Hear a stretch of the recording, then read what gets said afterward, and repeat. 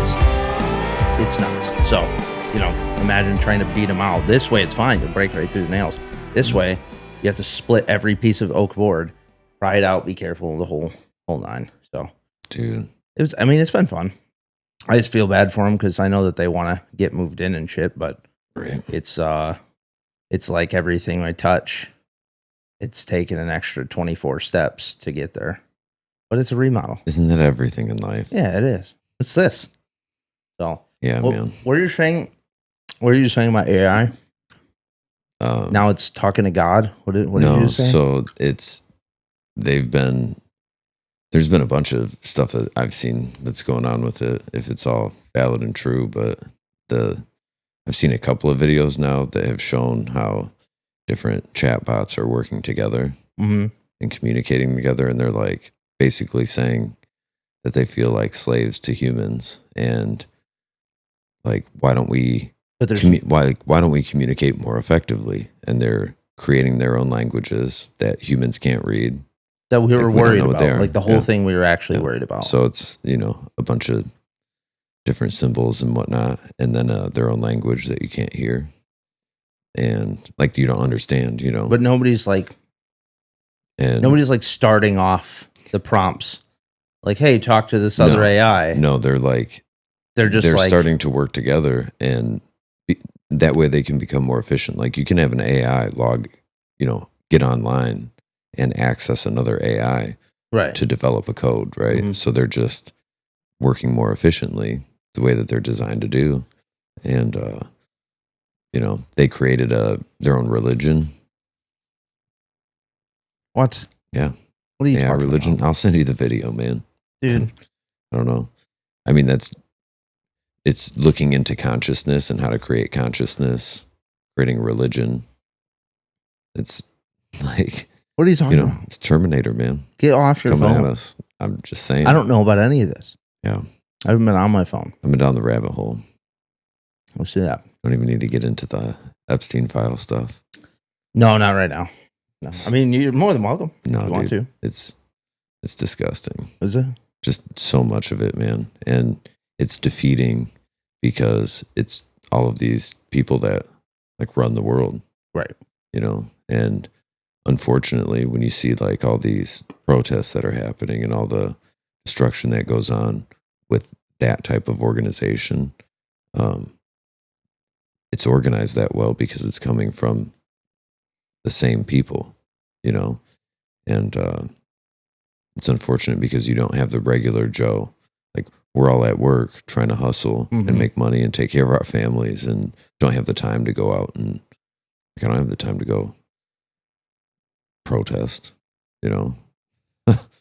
So nor I don't even know if I would. I don't think I put myself in a. It's just discouraging because I don't, you don't know what's going to come of it, and if anybody's actually going to do anything about it. Probably not.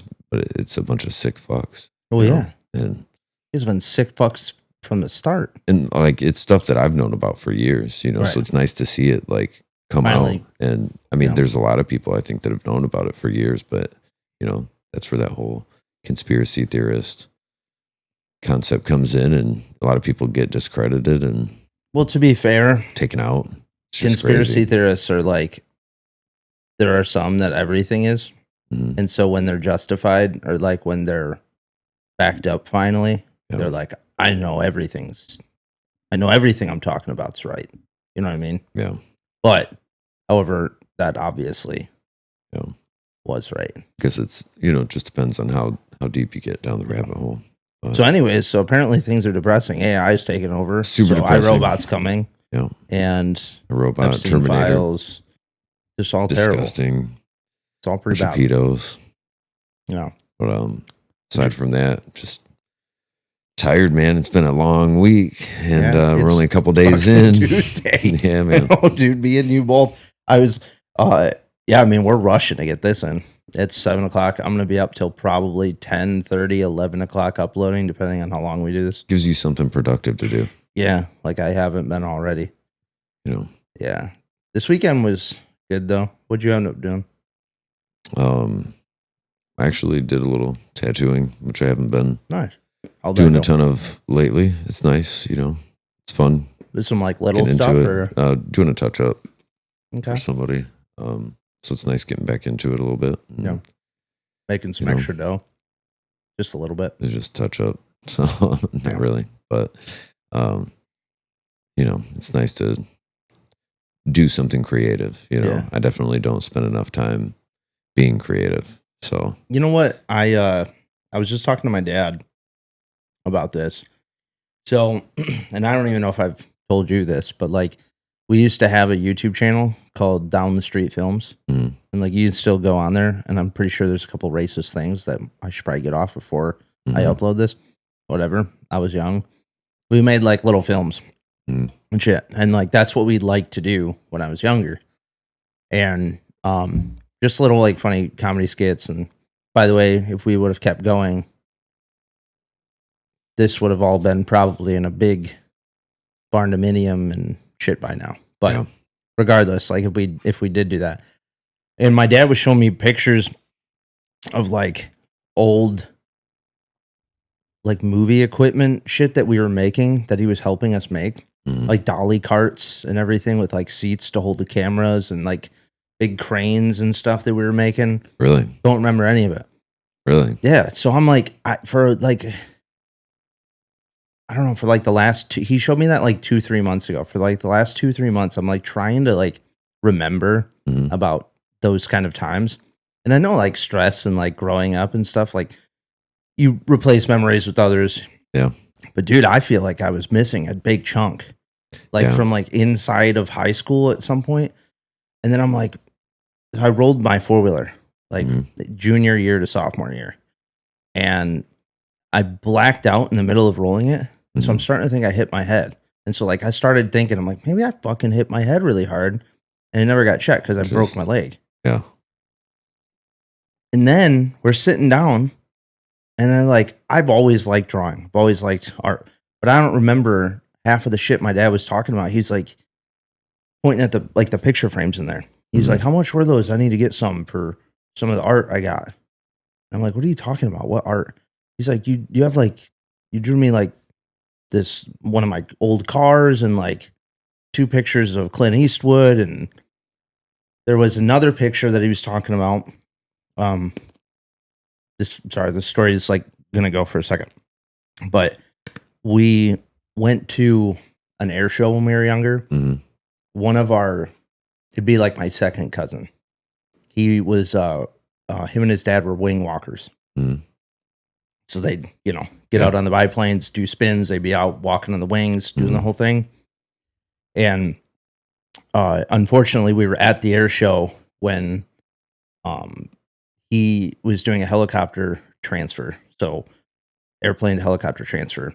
At the last second, the wind picked up the helicopter. He fell. We were young. Wow. But my dad was like, you drew a picture for Sherry of Todd on the plane, like on one of his planes, and like, replicated the photo and did like a pencil drawing of it. And I was like, I don't remember any of this. Yeah. And then my brother today was like, yeah, you drew me a picture of Johnny Cash. I was like, who, like, not in my life do I think, like, when I start drawing again, or like when I'm working on art, is my mind like, oh, I could do portraits. I could do this. My dad. Have you seen any of the artwork they're talking about? No. So it might be terrible. That's what I'm hoping. Like, I'm really hoping it's just really bad. But then I just might have been younger than you feel. And then I remembered in art class I remember it being good. I did like, we were watching a shitload of Scrubs at the time. So I did like the entire cast of Scrubs. It's like a big panoramic view of Scrubs. And I remember I drew all of them. That I remember was good. So I'm like, I can't remember drawing anything that well. And like I got into Photoshop and like photography and everything when I was in high school too. But yeah, I don't know. I feel like I hit my fucking head. Maybe you did. We were talking about it. And I mean, there's all sorts of stuff that I think, depending on what you're doing and where you're at in life, and if you're in a, different things can trigger, like a cascade of memories. There's stuff that I've thought about recently. Like I've been feeling super nostalgic lately, like just about aspects of the way that I grew up and the time that I spent with different people. And it's weird because something will come up and I'll have a memory, and then it just triggers all these other similar things, and it's weird when somebody remembers something that you don't. Yeah, it's so or like has something that you've done, or like they have like vivid, like there's, I mean, it happened. I'm like, there's no way that happened. Yeah.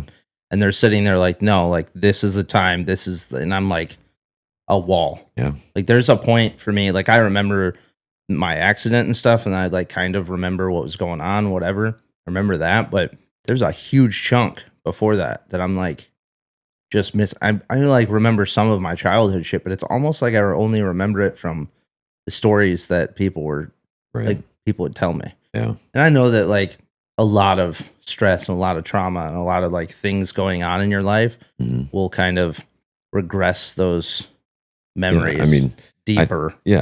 I think there's that, but I think it's just we try to absorb so much. Yeah. And there's so much, especially now, there's so much information overload that I think we just put stuff aside. I used to do all sorts of sports and tournaments, basketball tournaments growing up, and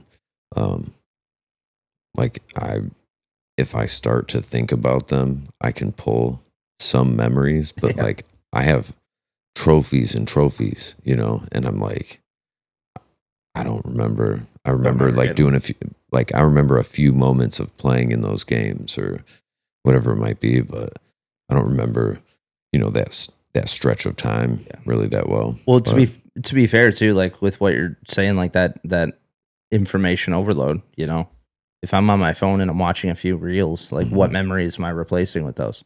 Yeah. Like absolutely. Or what memories are kind of being curated based off of one of them. It's the same thing. Like one small thing could trigger this like overload of memories from somewhere else. Yep. Like I don't remember a whole lot after my cousin passed away. Like I don't remember. Like as somebody like chunks of time, as somebody passes and stuff too, you like want to hold on to those memories. And grief is like a whole nother conversation that we'll have. But like when it comes to the memories of it, it's like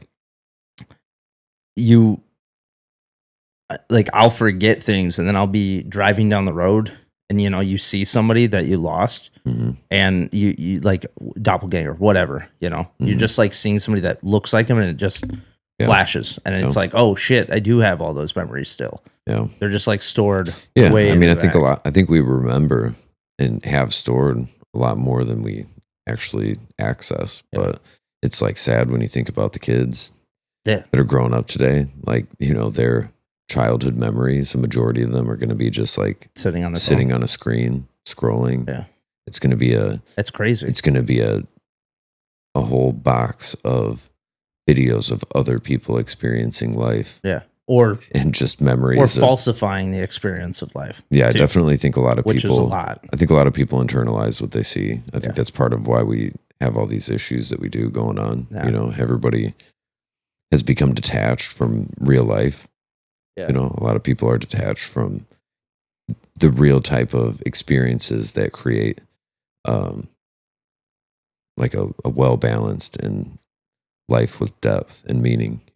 People aren't having, I mean, I shouldn't say people and generalize it like that, but there's a lot of people that don't share space like they used to before all of this technology. You used to have to go out and interact, and there would be different venues and different experiences that people participated in where you'd have to communicate more, and there'd be a lot more conversation about things going on, and less, I think, polarization. I mean, I think there's always that going on in life, opposite sides of the coin, so to speak. But I think people are very disconnected, and it's just weird to think how, like, I grew up where the first few grades, like, we weren't using computers at school. I was just about to say that. Yeah. And as a kid, like, I don't think we had a computer at home until maybe high school.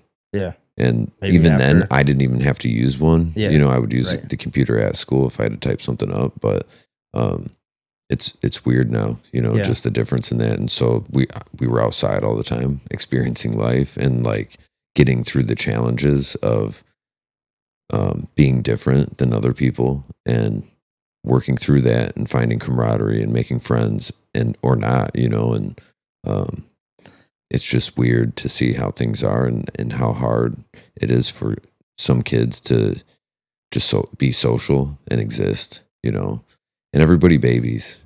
100%. Everybody.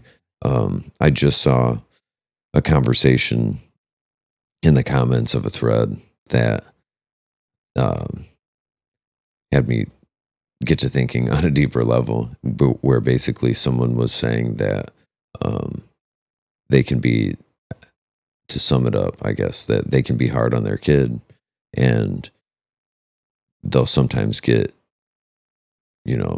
flack from it, from like the mom or whatever. And he's trying to teach his kid that, life is not going to be nice to you. Yeah. And it's actually, when people are too nice to you, it's potentially like their view of you is not capable, like you're not competent or capable to handle, real life. So we're going to sugarcoat it for you. And, that's kind of it's like a little bit of a dig, like I wouldn't want somebody to not communicate with me or let me know if there's some sort of constructive criticism. I feel like that's in which I could grow from, because they think I'm not capable of that growth. Like that's kind of like a slap in the face. It's a detrimental way to grow up. Yeah, absolutely. Yeah. I think when we go back to the memory part too, it's like the reason that like we have the memories is that we're able to make a connection in that time frame. Yeah. And so like I was talking to my buddy's soon to be father-in-law, and he assumed that I was in that era where I had a phone in my hand all the time. Like I didn't. I grew up, and on top of it, like we weren't wealthy. Right. My mom was we were pinching pennies. Yeah. So of course I'm not going to get a phone. I'm not going to get that shit off the bat. I think I bought my first phone when I was 18. My mom also made me work for stuff, and my dad did too. Like I didn't get shit handed to me. Yeah. And like, so a lot of my memories are from making connections on going outside, going and doing fun stuff with my friends, and like connections with family is like, I didn't have a distraction right there. Yeah. And so like the memories that we make now, more than likely they still are the connections that we make, but I don't have any memories of just sitting on my phone. Like I don't have any of that. No. And the bad part about that is like, even now, right?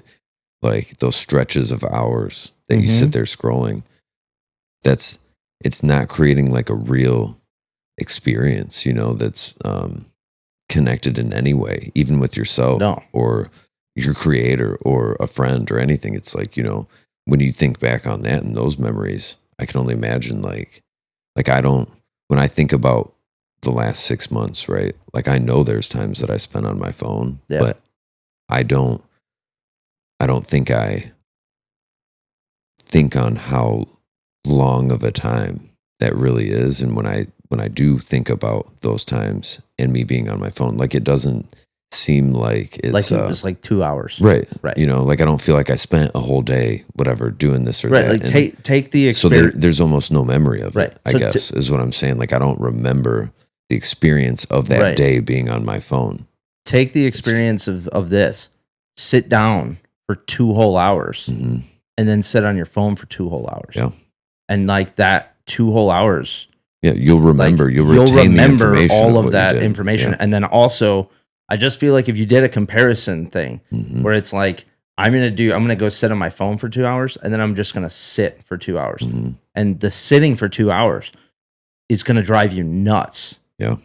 Compared to the just sitting on your phone. And then it almost, I don't know, maybe it would make the correlation of being like, holy shit, that is a long time to just be sitting there scrolling distracted. Yeah. I mean, I've done it 100 times. Anybody who has a phone and has like YouTube, Instagram, anything that has reels is subject to being pulled directly in. And then once you're pulled in the first time, second time, they're going to get you on more stuff that you were interested in, or the way that your eye track, the way that your eyes are tracking each movement or whatever. They own other apps too. You hold on to one video for more than a millisecond or a millisecond longer than the video prior. All of a sudden your algorithm's changed. Yeah.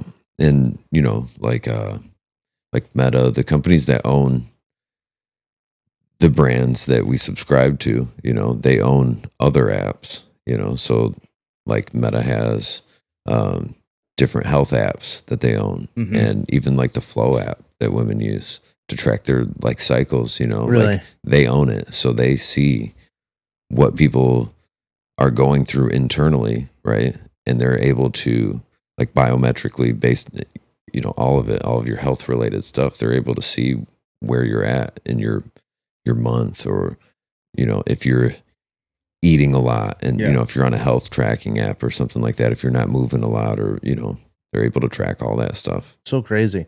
I really wish I would have, like, in terms of listening to a reel and like not getting distracted. Usually if I am, I'll catch myself in something that I really like, and then I'll get right off. So I'll hear whatever it is and then get right off. And unfortunately, in terms of like moments, this guy was talking about the fact, and I might butcher this, I'm going to try not to, was talking about the fact that like realistically, we don't have any moments that we own except for the present moment. Like the future moment doesn't exist, and the past moment doesn't exist. Right. Because the past is us reflecting right now in the moment based on a moment that happened.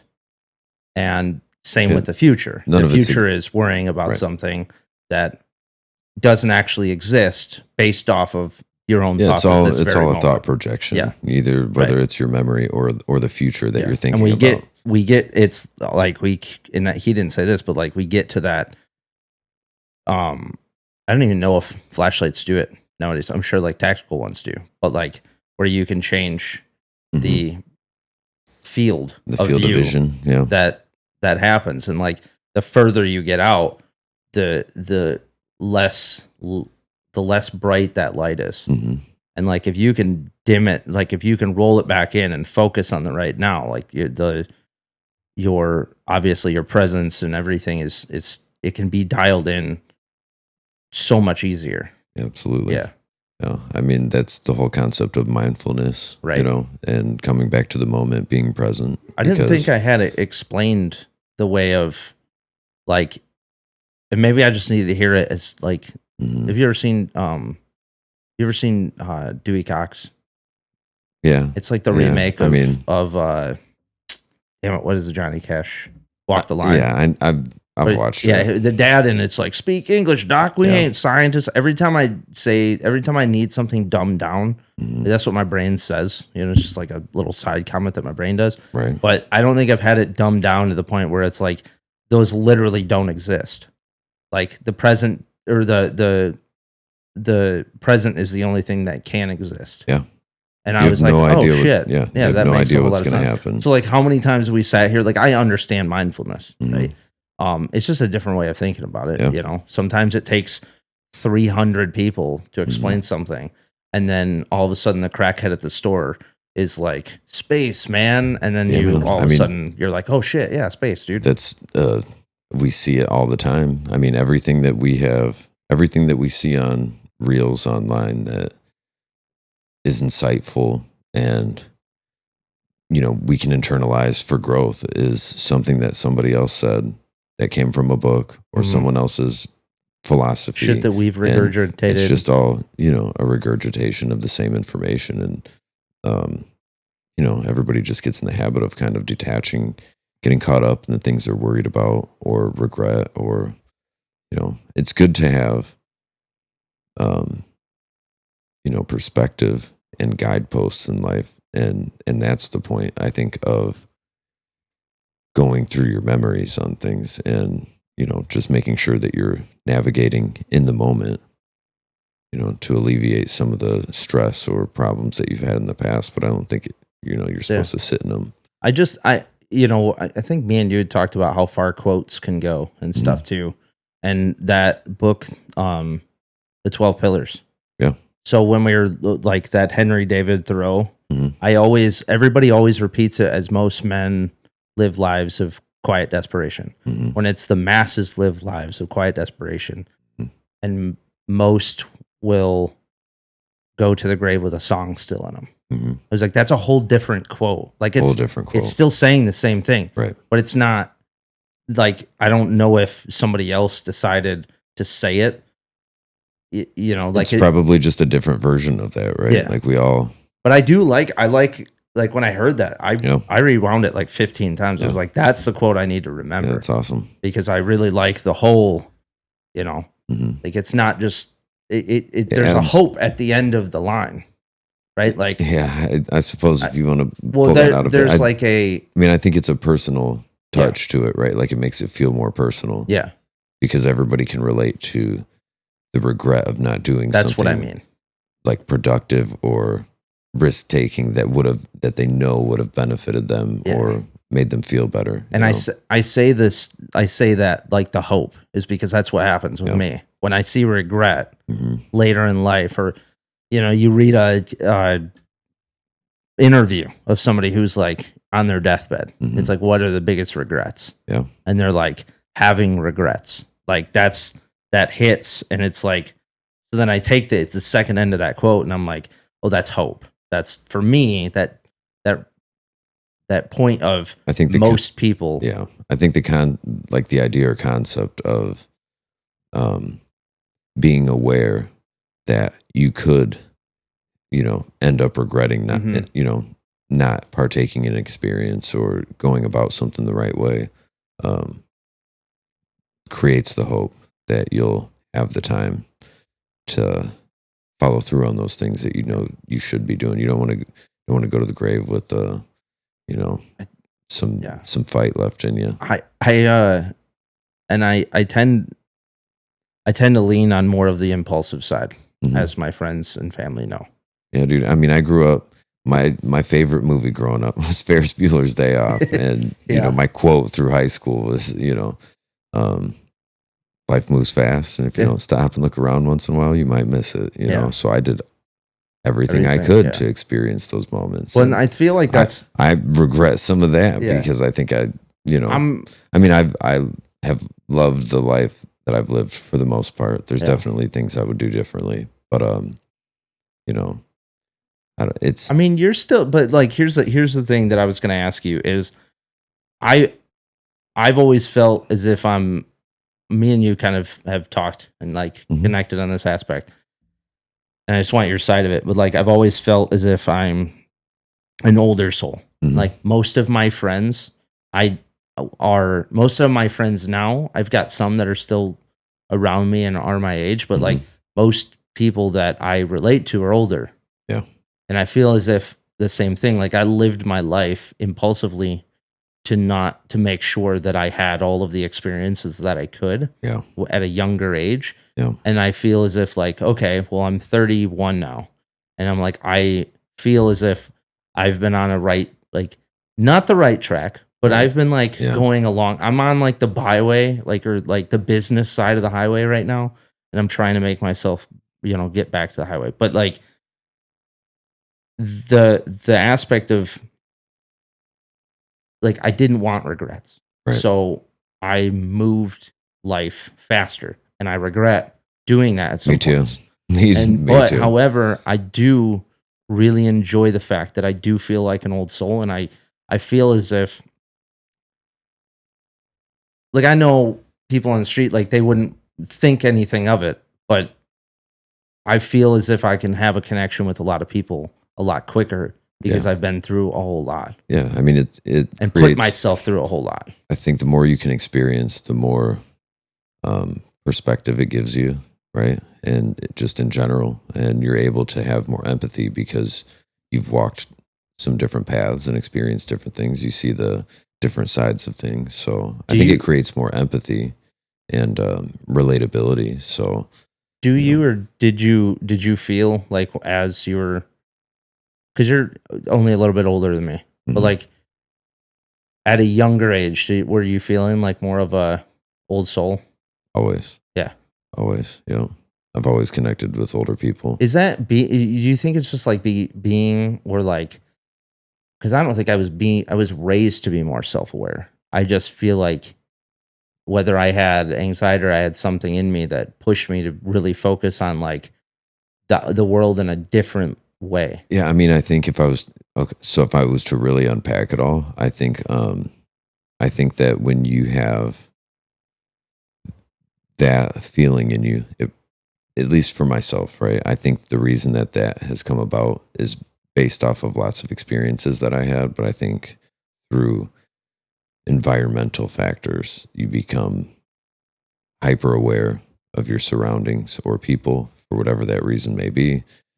That's I think what went on with me, where I just, when I was young and like a kid and growing up, I think I just was hypersensitive and hyper aware of people, and I think some of that is trauma, and I think some of that is just personality, and um, you know, you learn how to navigate based off the people that are around you, and I think in wanting to maybe I think for some people it's wanting to be successful and prove something to themselves or their parents, you know, feeling the need to prove themselves as a driver, where they might have heightened sensitivity to people. And I think negative experiences also create the same hyper awareness, where you're kind of judging someone and how they are and their you know, their mannerisms and the environment so that they can avoid a problem or an issue. You know, some people get Can I add to whooped that? and beaten, you know, so they're very aware of how people are, and every little change in personality of someone, you know. I can read a room real well, and I can read somebody personally pretty quickly, you know. So to add to that, I think like that might be a portion of, I think at a young age, you know, I don't mean to keep making this about me. I'm just like trying to unpack this too. I think I learned that people are dangerous. Yeah, well, I think they can be, right? Yeah, it can be dangerous. And I think in that, when I was young, I learned that people can be dangerous. And so I became more self-aware of all of this, not self-aware, but like more vigilant on what's going on around me. And like you said, like I can read a room. I can, you know, as long as I'm not completely intoxicated, which I don't tend to be, like I can read what's going to happen, or I can kind of not, you know, we're not visionaries. I'm not some psychic, but just the small tendencies. But like seeing that at a young age, and I'm thankful for it because I was looking out for people being dangerous. But what you also find is that there's good people too. Yeah, when you're being that vigilant on things. Yeah, I mean, I think we all have. I think in what you were saying before and asking me about in terms of you know, being an old soul, I think the creation of that hyper awareness, even if it comes from something negative, ends up being a good thing. You know, I think that I have had experiences that have gone on that have given me a different level of understanding of the world, which, you know, maybe, you know, a lot of it probably comes from me wanting to be out of the house and wanting to be outside and doing things. You know, I would be all over the place when I was a kid growing up, you know, outside all the time, all over town kind of thing. And I think that not everybody walks that, you know, life when they're younger, and some do, but I mean, especially not nowadays. You know, I think you see a lot of different people, and like you're saying, you know, you can read the room real well. So I think it's been a benefit overall. I don't think it's a negative thing. Yeah.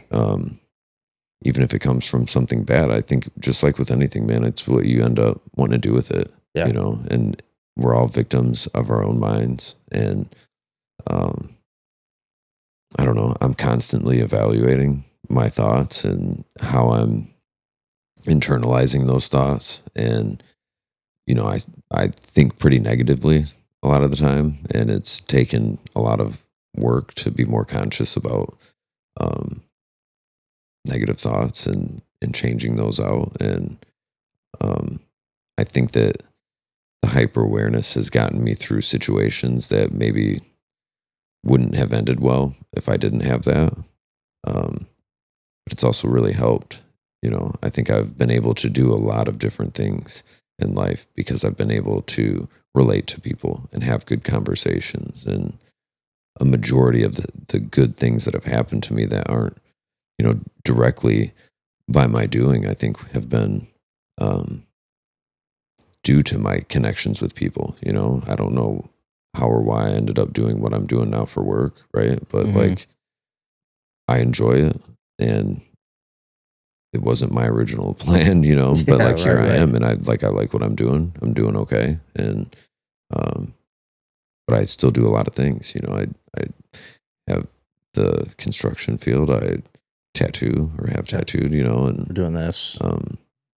17 other ideas. We just have to keep them going. I think that,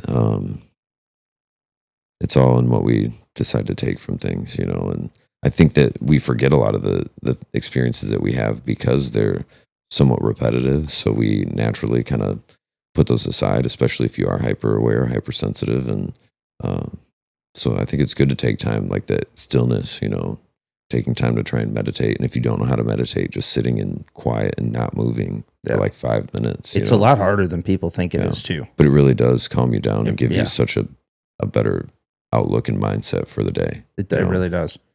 I think, we were talking about like losing memories and all that other stuff too. I mean, that's what it takes to retrieve some of those, is just being quiet for 5 minutes. I mean, you could really sit and focus on a time in your life that you want to recall memories from,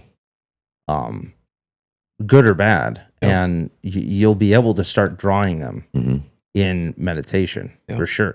And the other thing about meditation too is like it is a practice. It's not something that you can just sit down for an hour. No, like you will catch yourself 4,000 times going completely off, worrying about things throughout the day. The point of it is to be able to bring it back and give yourself the split seconds, and eventually the split seconds turn into 10 seconds, turn into 30, turn into a whole minute, and even one whole minute of like full on meditation throughout, like full on like focused meditation throughout an hour of half distracted is really good. I mean, that's I find it to be, there's discipline in it as well. There's a ton of benefits with meditation. I think the majority of people know that. I think that there are benefits to it, but it can be frustrating if you feel like you don't know how to like quiet yourself enough to sit down. Maybe some people feel stupid doing it, but like you said, you start small and build up. And I think there's also, like you were saying, I think there's an idea that you're not supposed to think of anything when you're meditating, that it's just supposed to be like blank, peace, quiet, dark in your mind. Exactly. And that's not it at all. They wouldn't talk, like all the ascended masters, or teachers of anything like that couldn't meditate on something if they weren't thinking about something. Exactly. And I think, like you were saying, the point is to get yourself quiet, to be able to see the thoughts come through your mind. We think so many thoughts all day, every day, and we're constantly, going with the amount of stuff running through our minds, that the point is to slow yourself down and be able to see each thought come through your mind. And you either it's negative and you are going to let it go, or not, but you just keep coming back and start working on that thought. Right. Like I envision it, and I'm not great at it. Like when I do it and I take time, I can work through some things, but I obviously fall back. The doing the B.A.D operation and eventually getting to those 10 minutes. Yeah. Because frankly, as you're adding things, like sometimes you have lazy days, and it's easy to just be like, I'll add another minute of meditation. When you're in it, you're forgetting, and like you're trying to fight yourself falling asleep as well. But like I envision it as that, like the words are passing by and you're sitting still, and they're kind of like, once you get to a good point, they're floating by you, and you're capable of grabbing it and being like, I want to go into depth about this. Right. And then all the rest of them kind of just like float on by while you can sit and actually focus on like this one concept of it. Yeah, I mean, I've definitely gained a lot from my quiet time and meditation. Meditating and um, it's it comes and goes in waves for me. There's times that I want to meditate and times that I'm like, no, I'm not going to because I, for whatever reason, want to be stressed right now. It'll fix me. Like, I feel like if I got a lot to do, I can't get myself quiet. I'm just gonna tomorrow, and it usually takes me like a week of starting at like 5 minutes and adding, a minute or two each day, and generally around a week, I catch myself like going past the time that I would, because I'll set a timer or at least a stopwatch, right? So I don't want anything to interrupt me if I do find a path, kind of get in the right zone. But I'll set a stopwatch so I can see how long I'm sitting quietly for, and somewhere between I'd say like four days and a week will be. I'll start catching myself just going longer, not realizing, 15 minutes of meditation feels like two, if feels like 2 minutes of sitting there trying to keep your mind quiet, and so I think it's okay to have lots of thoughts and let them come, but you let it go and focus on your breathing, focus on the breathing, repeating a word if you have to get started. Yeah, maybe the bad project is about finding those small distractions that keep you moving when life tries to pin you down. That's what our gear stands for. They're reminders you can wear, carry, and share to push through those hard days. Every shirt, every hat, every sticker helps spread the message. When you're wearing it, you're not just buying our merch, you're backing the mission. We're building more than just a brand. As we roll out bad activity events, your support helps make them possible. With new drops, holiday specials, and surprises always around the corner, we really are just getting started.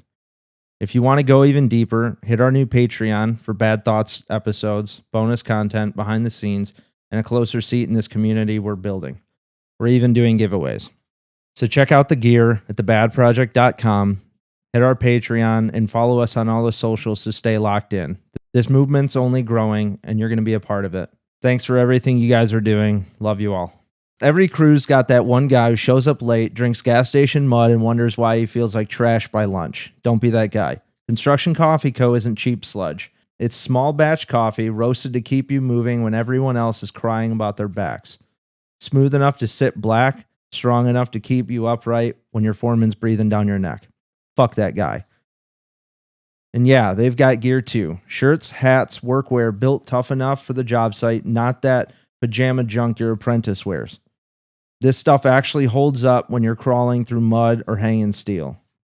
They're there for you to roast beans and roast you, just like you do with your buddies on the job, because that's the culture. Talk trash, laugh hard, and get it done. Construction Coffee Co. Clock in, drink up, shut up. Go to constructioncoffeeco.com to get yours. Cass & Co. Upscale Thrift is redefining resale. Think timeless fashion, luxury brands, and curated pieces, all at prices that let you stay stylish without the splurge. Whether you're hunting for vintage classics or this season's designer staples, we'll make high-end accessible. Dress like you own the runway for a fraction of the price. I don't even know if it's going to be That's fine. Yeah. that good. It's fine, dude. It's all good. Man. What do you want? I mean, dude, I feel like, it's, preach it. I guess it's just like life, like I feel like I'm aware to a lot, right? Like I feel like we all know about the things that we want to do better and do more of and all that. And I want our podcasts and our conversations to be as good as they are when we're not, like I don't worry about the camera, right? Like you and I just sit here and chat, whatever. Like I'm not worried about that. I don't think about the fact that a bunch of people might listen to this and how dumb I might sound, or anything like that. We're talking, but there are times when I feel like our conversations, whether it's me and you or anyone else, like there's times that it seems so profound and so enlightening and there's like growth in a conversation, and then there's other times where I feel like I'm touching on the fact that I know that I'm not doing certain things that I should be doing, and it ends up feeling like it's a vent session to me, or it's like I'm regurgitating the same thing, just repeating the same thing. And something that I did take away from the podcast that I thought about, or that I listened to and had shared with you, is that we have friends that we know are good for us, right? And that will keep us accountable and hold us accountable. And there's only a few of them that will actually go out of their way to keep holding you accountable and come in and be like, I see this about you and this needs to happen. It's more so like when we need to vent or there's something going on, it'll come up and those things will come up in conversation, and then we can give each other good advice and relate well and say something positive or inspirational. And it's like, I don't feel like I'm pushing myself enough, even though I know I am, right? Like I think on paper, and if I was to tell anybody what my daily life is like, right, it's like you do a ton, you need to be satisfied with that, and that's great. And I know that I'm getting it done, right? But there's a level of life that I know I could be living, and it's frustrating to me to not be hitting that every day. Yeah. And then when we come on here, I feel like I'm just talking about how I'm almost there. And I think that's something that's a good thing, right? Like I think it separates what we're doing from some of the podcasts that I listen to, where it's the people that are successful telling me about how to keep at it and how to keep showing up to life, and that will come, right? That it's the journey of trying to get through that hard time that brings you to that success, right? And I know we're all where we're supposed to be for that growth to happen, but you don't see anybody necessarily giving you the insight as they're going through it, as they're struggling with it, day in and day out. Exactly. Just like everybody that, if they're listening, probably feels that, So the point of this podcast was for that. The point of this podcast was literally for us to do this. And so the other thing that I, want to add on to what you're saying is, I always feel the same way. Yeah. It doesn't matter. I could run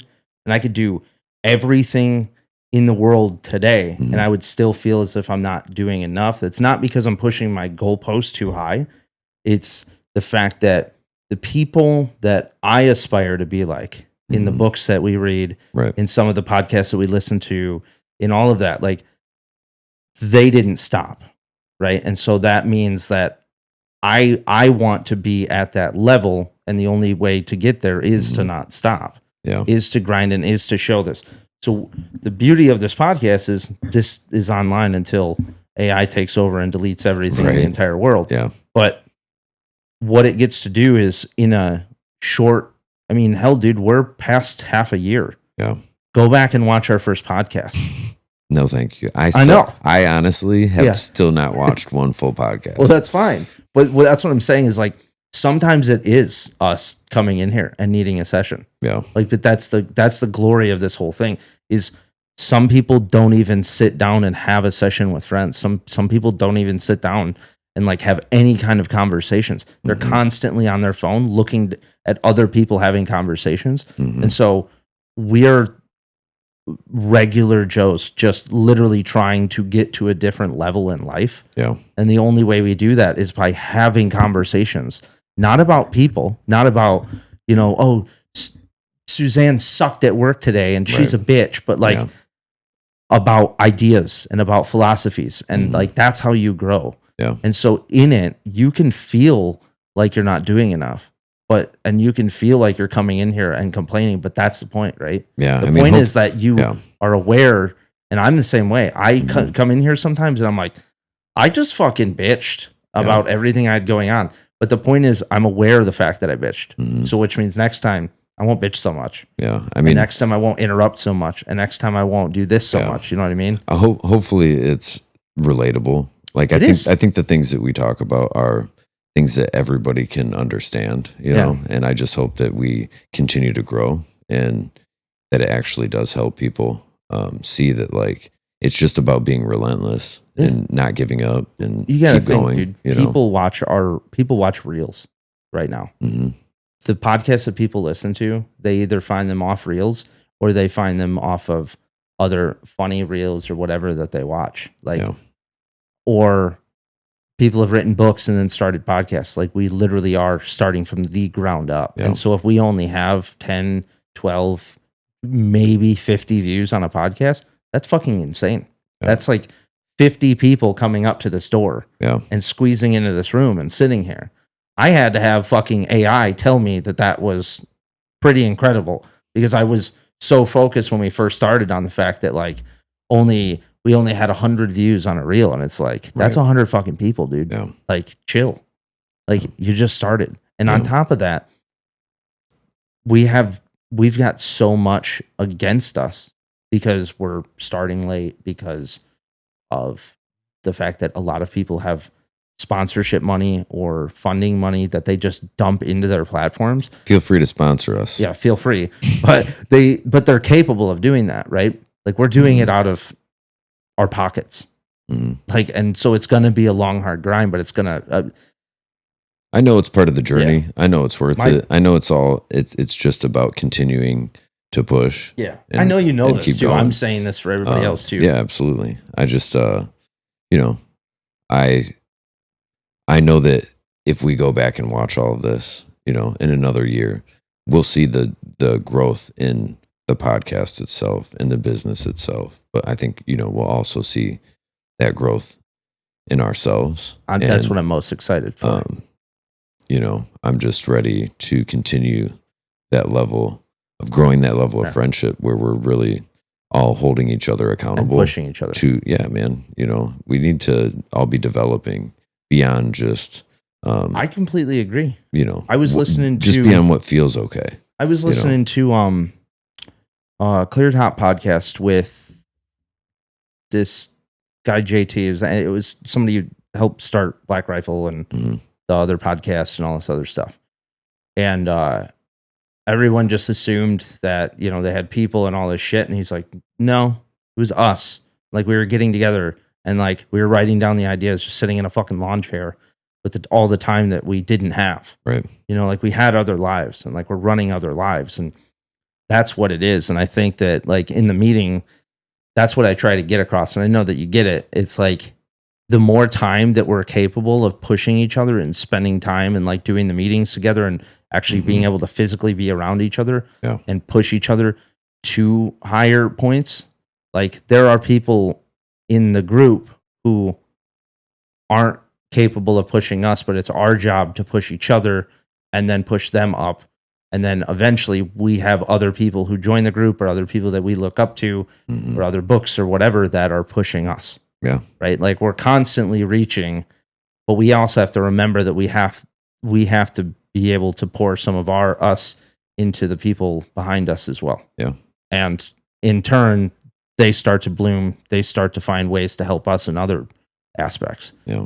So it really is a whole, it's this whole dynamic community that we are growing out of a fucking flat, plain desert right now. Yeah. And I mean, I will say, people need to not be afraid to check the people they care about. 100%. Everybody needs to check in with the people they care about, their friends and family, and don't be afraid to let somebody know where you could see them grow. You can do it without being a jerk about it, but it's important to let people know where you see them, where you think you could see them, and the potential, and recognizing that and pushing them to go after it. I have a lot of friends that have a ton of potential and they're just sitting on it, and I don't want to get down the road and look back and feel like I have regret because I didn't push myself when I'm expecting my friends and my brothers, whatever it might be, to help push me along also, and that's why, and I think that in that 12 Pillars book too, that's something that kind of opened me up. There's people that come to me, obviously, as you know, as the same way that I would come to you. There's people that come to me and go, I don't know what I'm going to do, and da da da da da. And I have a way easier time taking a step back and going, I can help you. We've talked about this before. Like, I can help you, but I'm not going backwards to help you. Yeah. Like I'm not going to regret things that I wasn't capable of doing because I went back too many times to help people. Yeah. And so my job is, as leaders, our jobs are to take the step forward and look back and say, come on up. You try and push people forward in the right way. Don't stop yourself. Yeah. So like that point in in 12 pillars where it's like, sometimes people aren't meant to be in your life for forever. And it sucks. That might suck. Yeah. But sometimes like our life is long, and that doesn't, just because you met somebody, like there's people that I was friends with for 15, 20 years. Yeah, I mean, and I rarely see them now. And that doesn't hurt me. I hope that they're doing well. Right. I love them, and I hope that everything's great. And because I went off on a path of trying to, and in their eyes, they could be going off at a path to better themselves. Right. You know, we just hit a fork. Yeah. And that's okay.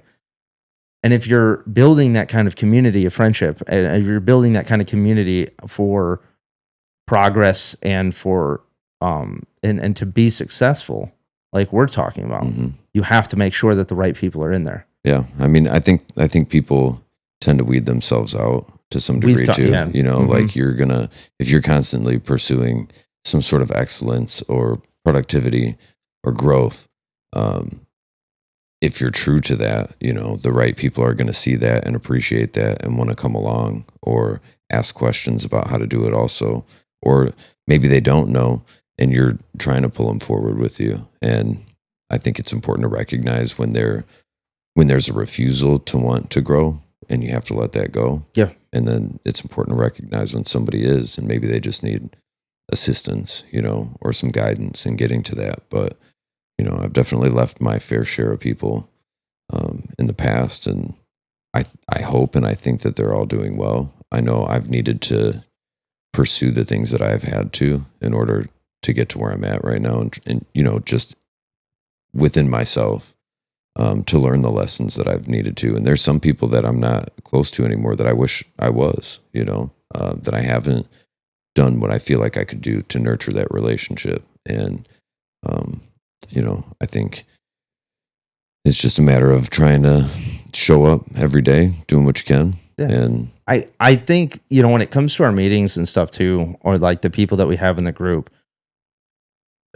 you know, this is kind of the first time, like it hasn't been the first time for me, because I spent quite a long time now trying to figure out how to work for myself. I spent a long time in other jobs trying to figure out what's the best way I can move up. For some of the people in our meetings and in our group, and like, you know, they'll hear this and they know this. I've told them this is like, this is the first time they've ever actually had to push themselves. Yeah. Like this is the first time that they've ever actually had to think outside the box, other than going to a job that somebody else has created for them. Yeah. I mean, it's extra. Yeah. It's you can always show up and go do what's needed of you. But for anything, any entrepreneurship or growth requires more of you than just showing up. Yeah. So this whole thing, or any business that you're trying to start for yourself, is going to be requiring extra work. Well, so I keep going back to it, dude, because I'm just going to end up listening to, I need to just order a hard copy too.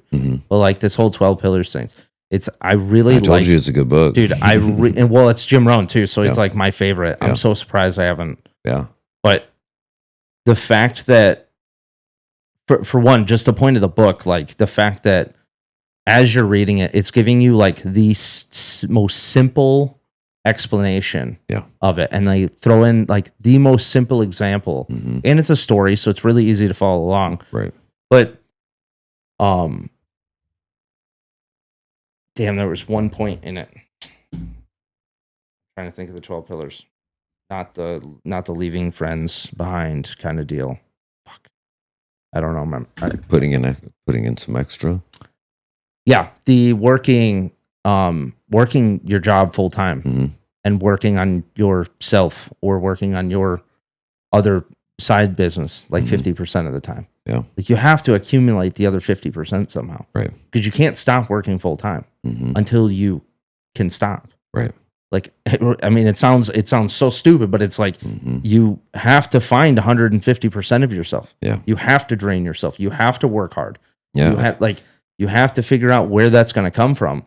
And that's the only way you're going to get out of the shit feeling that you're feeling, or you go 150% into the job if that's what you want to do for the rest of your life. Absolutely. You know, or if you're determining what you want to do for the rest of your life. Yeah. I mean, the work that I do, I see a lot of different people, a lot of different personalities, you know, every day. And you can see and pick up on the people that have, you know, a really hard work ethic, a really great work ethic, showing up day in and day out, putting in the work. And you can see the people that don't. And you can see the potential in some people and the lack of potential in others. And it's just interesting how many people I think have the potential to really grow and create more for themselves in life,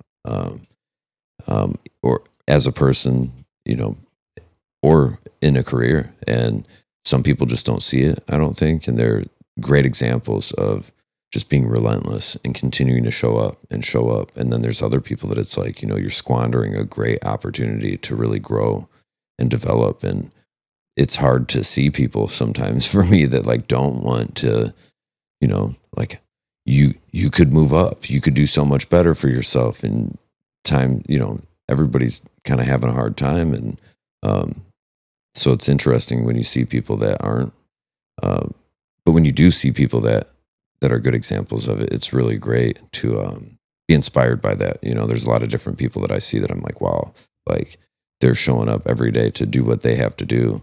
And it's not fun. It's not pretty.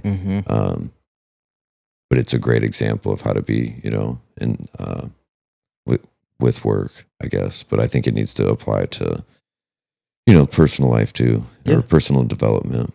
I think that's a huge thing. That the funny thing is, like, as we're working with everybody in the meetings and in our group and everything that we have going on, we're working on ourselves and we're working on a business. We're also bringing in the people who are in need of working on themselves and have never necessarily worked on a business as well. Yeah. And so it's like I'll get a call from somebody and they're like, I'm just not doing well. I'm sorry. I'm slacking on the meetings. I'm doing this, I'm doing that. And I'm like, doesn't matter to me. Yeah. Like, you need to work on you. Yeah. When you're ready to come in, we're here. Yeah. I mean, me and you have talked about like that whole, like, maneuvering a path for them when they get there. But like, if they're falling behind and stuff, I don't, again, it's not I'm going to come and rescue you. It's I've got shit to do. Yeah. I'm here for you. If you're depressed, I'm here for you. If you're down, if you can't find a way out, I'm going to offer like that life raft. I'll throw it out. For sure. Like, you got to swim to grab it. You got to swim to it. Like, because, and I've told everybody, I was like, everybody will go with the guilt situation of it, to where it's like, I feel guilty. Like, I'm supposed to be doing these things. And I was like, yeah, you are. Yeah. If you feel guilty, do something. Here's the point. You feel guilty, which means you're self-aware enough to know that you should be doing those things.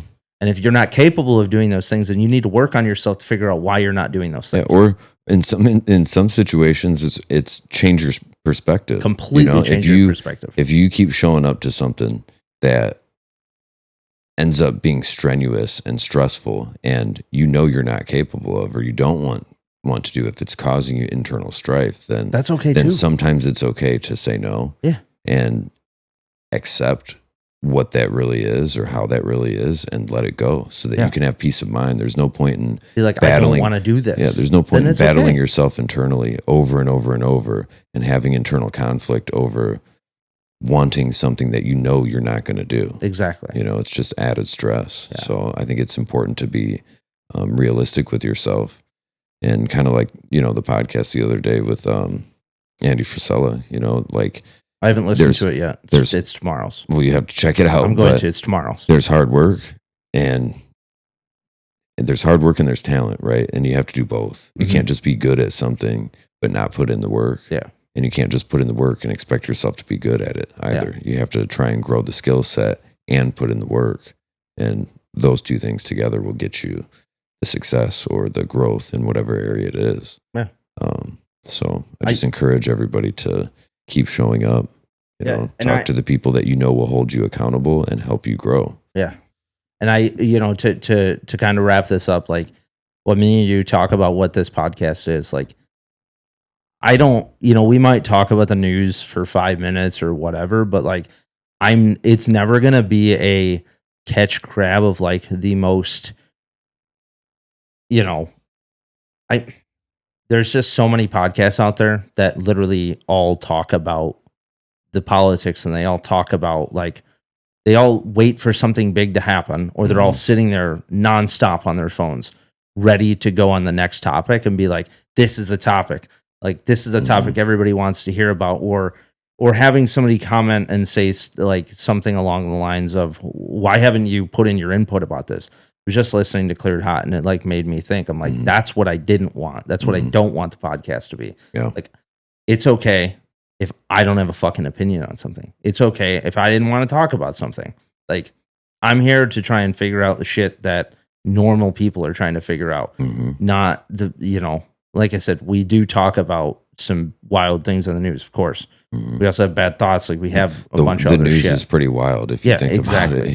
It's crazy. Yeah. And I just mean, like, we don't always hit the mark because we're human, but our goal in here is to either get us through something, in turn showing people that you can get through it, or getting through something, understanding the concept of it and sharing it as well. Right. Like, I think that's our biggest. And then obviously we have bad thoughts, like where we can fuck around too and like let off some of the steam. But our biggest goal for this is to help in helping ourselves and showing people, like, help yourself first and something will come of it. Or once you've made it through that, sharing that information too. Yeah. Absolutely. Always pouring into the cup next to you. Yeah. Kind of deal. I think that's our main goal. Yeah. Check out the website. We got book recommendations, all the stuff we're into. Yeah. We'll be adding more book recommendations, more merch. All this stuff it's coming. I'm working really hard at it. We're all working really hard at it.